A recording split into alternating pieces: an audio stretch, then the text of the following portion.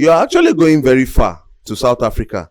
Whenever there's the Oshun festival here, you always see white people. The chief, the priestess of Oshun, of the Oshun, used to be a white woman. It used to be a white woman, from Germany, or is it? I think it's Australia or somewhere. Austria. Yeah. And the goddess didn't say, hey, I don't know you. She's not Yoruba, so I won't accept you. Oh, they fear goddess. Because the goddess is wise enough to know that. Agbaye. Yekoni.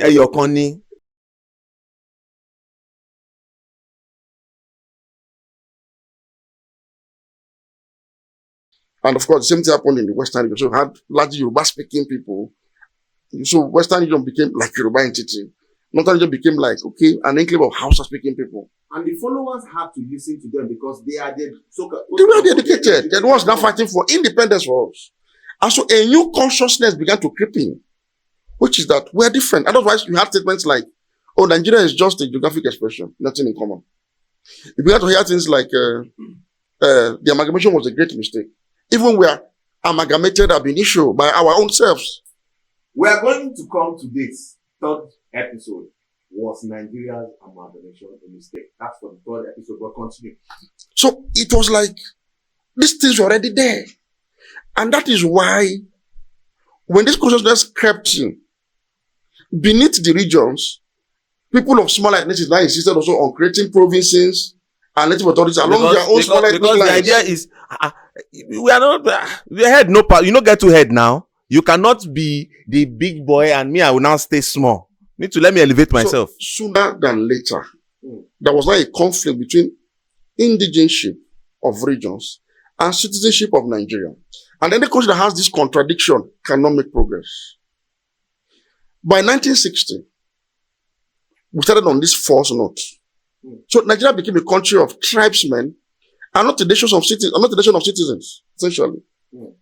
I keep making this argument. Most people may not have realized the fact that Nnamdi Azikiwe was born in Zungeri, northern Nigeria. And if citizenship was such that its universal application was demonstrated in Nigeria as at the time, Nnamdi Azikiwe should have been a northern Nigerian. The same way if you give birth to a child in UK today or in the United States, he or she is a citizen of these respective countries. Yeah. But that wasn't the case. Because of his ethnicity, his father was an Igbo speaking man from Onitsha. He was considered an outsider, so he's not a northern Nigerian. And his first language that he spoke as a child was Hausa language. Until he became until at the age of 9, before he began to speak other languages when his father had to move to other parts of the country. Meaning that your ethnicity is not encoded in your DNA. You can't speak a language of your ancestors except you are taught the language. Now, Ojukwu, General Colonel Ojukwu now, Chief Ojukwu, was similarly born in Zungeru too. Ah, for real? Yes. What a coincidence. Izogu, who was said to have led the first school, Kaduna and Zogu, though was born in Okpanam in Delta State, grew up in Kaduna and lived long enough in Kaduna to be called Kaduna. And enlisted into the Nigerian army from Kaduna. So meaning he should have also been a northern Nigerian. But because the system didn't allow for this level of citizenship development, each of these people identified where they didn't really live. As if we never lived in Onitsha until they retired much later. Now, guess what? I've always opined that, look, if Nnamdi Azikiwe had been a northern Nigerian by virtue of the birth, of his birth in Zungeri, northern Nigeria, the crisis that rocked the political class in the First Republic would not have occurred because Azikiwe would have been a member of Northern People's Congress. Most likely. And if Izogu, who lived long in Kaduna enough to be called Kaduna, was also accepted or integrated as a northern Nigerian, irrespective of his Igbo ethnicity, maybe the coup that happened where he had to raise arms against the premier of northern Nigeria may not have happened because he would have seen Probably has seen him as his premier. as his father. Exactly. As his father. And Ojukwu too, who was also born in Northern Nigeria. If you had been in Northern Nigeria, maybe you would not have had the need to lead the Biafra secessionist movement. In essence, all Igbos were living in the north, who were residents of Northern Nigeria. If they had been Northern Nigerians by residency, there would have been no need for the sort of ethnic conflict that took place, which resulted into the first coup, counter coup, and civil war that Nigeria is yet to recover from. So the root of this problem was absence of citizenship, because we consider ourselves too different to be one people. And so all the problems we are facing today, including the problem of corruption, which started right from the day Nigeria was actually given independence, is as a result of ethnicity and religious bigotry. Okay, so the thing is this. Yes. It didn't start the day. It started before. We are not trying to benchmark it from at least independence that is identifiable. So look at the point you started it. We didn't have a statesman enough that looked beyond all of us and say, look, can we have a nation? Azikiwe attempted it with all due respect. He attempted to forge a united Nigeria because he was a product of American society. He schooled in America. And Azikiwe saw that in America it was possible to be black and American. It was possible to everything and be American. He brought that idea back to Nigeria. But he met stiff resistance from his other contemporaries who didn't share that ideal at all. And so his attempt to forge a united front was seen as an attempt to dominate us because you are more educated than us. And so the suspicion continued. And so Buna insisted on rigid federalism, where everybody will remain in your own enclave and be given. So you know what that created? I'll tell you today. It created politics of identity of ethnicity and religion. That is the basis for mobilization for election. It's your ethnic background. So people vote along ethnic groups because parties in the first public, in case you don't know this, were ethnic-based parties. You had Jijemi Armutanen Ariwa, for example, which became the NPC. It was an association of Northerners. The AG was an offshoot of Egbeomo Dudua. Now, even though NCSC was the most nationalistic party in Nigeria, which was first led by Herbert Macaulay and later by Nnamdi Azikiwe, it eventually receded to become a pan-Igbo party. Okay, so Dr. Majid. And so corruption was forged in identity politics. Okay. You know why this is so? Let me explain this. Mm. In Nigeria, people don't understand that corruption is cultural. Now, corruption is cultural. It's a cultural phenomenon in Nigeria. It's not so much of an administrative lapse. It's a cultural thing. Because such corrupt practices as nepotism, sectionalism, cronyism, favoritism of all kinds are culturally acceptable tools that is deployed through identity politics to take from the central post to the various sections with the participating politicians as the major beneficiaries. And so in this system, it's like what we call the national cake now. Everybody's interest is to come to the national cake and take their own and go. And take your own for your own section. So it is perfectly normal, for example, for a minister to convert his ministry and agents under it into his own ethnic fiefdom. He's going to only be employing his people and be saying so. Because it is his turn. I'm doing it for you because you are my person. It's our turn. It's our turn. So such a person is praiseworthy. He goes back home and he earns respect. We give him chieftaincy title because he has helped a lot of people wrongly. And he becomes a political celebrity that has serious value. That is, he can win an election easily because he's now trusted as somebody who can go and bring back for them. This trend has continued from 1960 till today. That's why it is difficult to tackle something that is cultural in nature. And why is this so? At a typical Nigeria, including those that are responding, do not necessarily see anything wrong if they are favored in the process of somebody has been marginalized on the basis of ethnicity. Okay, so Dr. Majid, let's now, because now that you are saying this, and I'm putting this to Sebastian. Dr. Majid have been hammering on corruption. Corruption is not the only endemic problem we have in Nigeria right now. Yes. One of them Yes. is insecurity. Okay. And I can remember very, very well, about 8 years or thereabout ago, a certain General Muhammadu Buhari,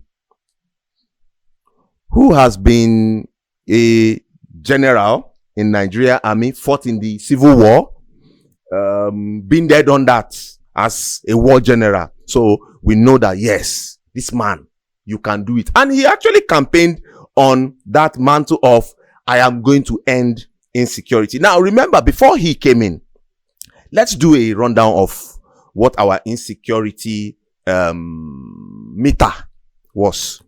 We had, during Obasanjo, we had a bomb blast in Abuja. The guy was traced to South Africa, I believe, and he was caught. That is Henry Oka, right? Traced to South Africa. He was apprehended, and it seems at the time things died down. Then Yaradua came in. He offered amnesty to the South guys in the creek. Immediately they took the amnesty program. They submitted their guns. Things went down and everything. His Excellency did not last long. Then a man from the South came in. And among the little pockets of issues here and there was the Chibok issue, the Chibok kidnap, bring back our girls and everything. That singular issue, issue of insecurity was big around the world, but it was quite big. And that cost, I can say to a very large extent, it cost former President Jonathan that seat. Because this country, you open your eye and those amount of students were taken under your nose. No, we need a general. Now, Dr. Majid, this general came in and it got worse. What happened? Okay, first let me... Because we are looking at this side by side with what Sebastian is asking. All these stories that we are talking about. How does it affect the normal man? Thank you. Again, the question is very relevant to the insecurity we are facing today. That a group of human beings can call themselves farmers on one side, herders on the other side, and fight and kill themselves in what is now called farmer-herders clashes to allow for cattle to graze on the land. I don't think any other illustration captures the folly of tribalism, as I've been trying to explain. That is, two human beings cannot sit down and look at themselves as, we are human beings. So how far? I have land, you have cattle. How do we sit down to sort out the economics of land utilization enough to spare our lives and make us prosperous? Now, Nigeria is not even the largest cattle producing country in the world. Countries like Netherlands, with far smaller landmass, actually have more output in dairy products and beef, exports that Nigeria can never even achieve in the next 100 years. Okay. That is because the human beings there are not clashing as farmers and others. They sat down and properly decided on how to utilize their land resources for mutual benefits. Now, this is just a microcosm of the problems. If you go over the country, you have communities fighting over land across the southern part of this country. People that speak the same language. So it tells you that it's a problem. See, if you don't kill tribalism will kill Nigeria. Because it was Samura Machel who said, for a nation to rise, the tribe must die. It's important. Now, bringing back to the question of the failure of the state to contain insecurity under the respective heads of state or presidents you've mentioned, and the most recent being President Muhammadu Buhari. You see, over the years, especially with the return of democracy since 1999, identity politics has eaten deep into the system to the point where ethnic champions are the ones that are elected at various levels. Ethnic champions that are essentially tribesmen and are not citizens in any way. People don't differ between being a citizen and being just a tribesman. A citizen is rational. A citizen does not see tribe. A citizen sees a human being and a fellow countryman enough to desire for that countryman what he or she desires for himself. And when he has the opportunity, he would do unto others what he would want others to do unto them. That is the principle of social justice. And so, increasingly, we now have people that do not, whose rise to power are based on identities, religious and ethnic. And so when they get there, they service this interest more because they owe their rise to power to this interest than to the collective interest of pragmatic politicking. It got to a head under President Muhammadu Buhari. If you look at President Muhammadu Buhari's rise to power, it was largely attributed to his own section of the country in terms of ethnic and religious demographics.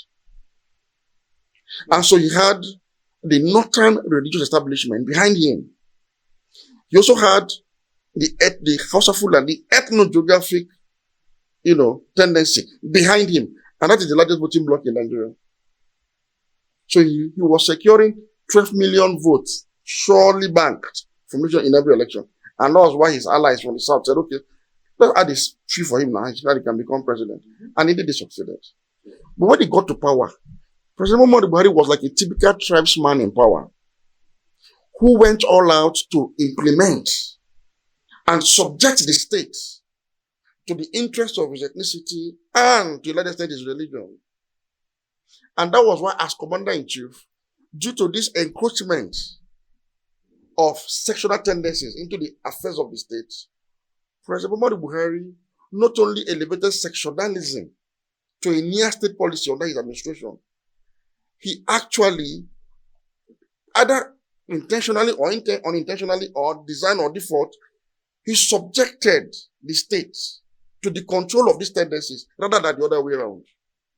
And so whereas Nigeria had the problem of Boko Haram, mostly the northeast region of the country, before his arrival into power, the additional problem of Fulani banditry and the activities of killer headsmen exploded exponentially under his watch because he had a stated policy that limited his response mechanism as commander-in-chief because he believed that the non-state actors that are broadly categorized as killer headsmen had a legitimate cause for what they were doing. And he repeated it throughout his 8 years in office. Yeah, because he kept on saying, look, this is what they do. This is what their forefathers do. He kept talking about the blocking of grazing routes as responsible. Okay, so you see that that is no. Look, I'll tell you something. I was perhaps his biggest critic in 8 years. When killer herdsmen struck Benue community sometime in 2017 ending or so, December 2017, there was not a whimper for the villa. In fact, I remember this happened, I think, midweek, and by Friday, I saw. What, in December? It was a December. Yes, it happened midweek, and by Friday, I saw the president with some group of governors smiling gleefully from the presidential residence to the mosque within the villa to pray Jumat. And I'm not making a Facebook post to say, why should our president be smiling? A few days after 74 of his citizens were mowed down in Benue State. Guess what? I was attacked by people who didn't say anything wrong with the demography that perpetrated and the demography that were the victims. You see why? I understand. Because somebody didn't see the people that were killed. Not be we then kill now. So not be you don't they kill you people. You people are now Nasabi. So you don't consign them, child. So as president, in the same say people when they kill, so you don't be. They are far. They are TV people. So why they don't allow them get land? Do you know that the first statement that came out of the presidency in January was by the then Minister of Defense, Dansum Anali, who's from Zamfara? You know, he said, when he was asked fresh out of the National Security Council meeting, react to Benue matter now, how far? He said, look, the matter in Benue was because grazing routes were blocked. What do you expect the herdsmen to do? The people in Benue must learn to live with each other, blah, blah, blah. And he went on and on. He didn't condemn the act. Nobody was arrested. Because the president was supposed to arrest somebody has told you that. It was justified killing. And they heaped the blame on the then governor of Benue, Otom, and blamed him for the crisis. And deployed state institutions, including propaganda machinery, to now begin to twist the story to say that it was people killing themselves to give Buhari a bad name. It took the whole country to shout for the president to go to Benue on a visit on this matter. And said, he didn't know that he told the IG to come to building. He didn't know that he didn't come over a month ago. That is, I don't care. Those killings continues today. It happened in Plateau. And this time around, a group took responsibility. I remember that period. The nation newspaper reported that the killings that took place in Plateau of women coming from the church that took that imam to save some in his mosque. Remember that story? I remember. The nation reported that when they made inquiries from the Mietiala branch leadership of North Central as to what happened, they made a statement that yes, our cattle were also from this community. Our soldiers tried to rescue them, but they were poor soldiers. So we had to go in and punish the community. There was nothing that wasn't done to get that newspaper to recant that because other people ran with it. Because it was like taking responsibility directly to the embarrassment of those who tried to hide this particular group from culpability. Again, not one person was brought to justice. Not one person was arrested because a tribesman, such as President Bobari Bari was in power, cannot enforce law and order because he has allowed his cultural affiliation, his ethnic to affiliation, take over his rational side as a president. That is the point. And so these killings continued until it became a massive enterprise across the country. Even when Ondo State government under Akeredolu decided to say, okay, can you guys leave the forest? Want to start a regional security outfit? A statement from the villa came out to oppose it. A statement from the Attorney General's office came out to oppose it. Under President Muhammadu Buhari, it was taken that far. And up until the point the man was in office, he was talking about exhuming grazing route across the country as a solution to this problem. Now, that was why this problem escalated and nobody could solve it. And now, even the man that is there today is being careful because he doesn't want to offend certain sensibilities. Yes, I understand. However, we had a contrasting style in President Olusegun Obasanjo. Olusegun Obasanjo was in prison in the hands of a northern military dictator, Sani Abacha, right? His friend, dear friend and comrade, the winner of the June 12 presidential election, was similarly jailed. MKO. Eventually died. And when somehow fate had it that Obasanjo became president, first elected president of the Fourth Republic. There was this pent-up anger among the Yoruba ethnicity in Nigeria over what they perceive as injustice in the hands of successive northern rulers. First, Babangida from the north, and now June 12. Abacha incarcerated Abiola Abiola, the winner of June 12 election, who is from the Yoruba-speaking southwest. And the same Abiola eventually died under the detention facility of Absalami, another northerner. So there was sufficient basis for anger, pent-up anger. But to assuage this feeling, okay, the nation decided to say, let us cede power. Right to the southwest. Obasanjo was the man. Guess what? No. The OPC was formed, or rather reactivated. I remember where you're going. I know where you're going with this. And we'll be seeing clashes. So like Yorubas and Hausas, we are going to clash on the streets of Lagos and parts of Southwest, right? But a major clash took place sometime in the early 2000s when Obasanjo was president, sitting president. So the OPC attacked Hausa community. But because Obasanjo was not a tribesman, was a citizen and a statesman, OBJ didn't provide any form of excuse. He crushed them immediately. Yoruba militancy in OPC. In Lagos. Precisely. He didn't. Ordinarily, Obasanjo would have been right to provide an excuse. He would have gotten away with it. Because he would have been eager to see people he perceived as his traducers punished. He rose to the occasion. The IGP died, and this is important for everybody to hear, was Musliu Smith, a Yoruba man from Lagos. OBJ, a man from Ogun State, was commander-in-chief. He ordered that IGP. Conde Sunday Are was Yoruba, DSSDG. He ordered the IGP to first arrest Gani Adams and Freddy Fashion and put them away first. And now give that IG an order. I said, look, anybody you see in Lagos that calls himself OPC, shoot at sight. sight. Shoot at sight. I can never forget. It was decisive. Shoot him, kill him. Okay, so And when they brought Fadi Fashewu mm, and Ghanaian Dams to court, rule of law, they got a bail now. Obinna said, they gave them bail, Abi. What kind of problem? He now ordered Colonel Are now, his other brother. Say, these your brothers, pick them up and kill them away. Don't take them to court again. ewo. That was how this was. I don't want to see them in court. And that was it. There were no reprisals. That thing never happened again. Till tomorrow. The next time we saw Ghanaian Dams, when he came out of Obasanjo's detention, after a long while, he became a sports analyst on TV. And now converted OPC into a very cultural.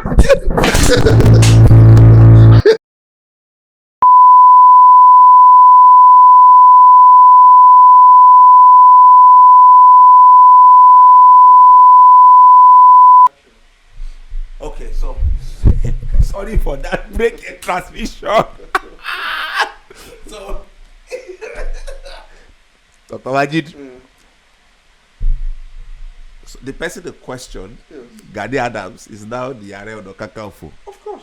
But at the time, because of his misdeeds, he was forced to become a sports analyst. If he was not doing sports analysis on TV, he was organizing a local festival where the best of Yoruba culture was showcased to the world. And you can see Beautiful women in white regalia would dance, sing to the goddess of the ocean. And so we got the very beautiful side of Yoruba culture. So it reduced its militancy. In fact, it eliminated it to the point that it became eligible enough to be made the Are Ona Kakanfo. Until tomorrow, he's still promoting peace. Recently, he took a wife from the southern part of Nigeria to show that he's not a responsible citizen, because there was leadership at the top that was headed by a citizen and a statesman who wasn't a tribesman. No, it wasn't a Yoruba man. He wasn't a Yoruba man, he was a He's Nigerian. And that was why he achieved this level of results. If he had handled it the way President Muhammadu Buhari, who elevated his Fulani ethnicity over and above his Nigerian citizenship in the discharge of his duties as Commander-in-Chief, I am sure the OPC militancy would have endured, metamorphosed into a cancer that would have become intractable today. Okay, so Sebastian, I think by now you now understand why we are putting out these stories. It's because whether you like it or not, it affects all of us as Nigerians.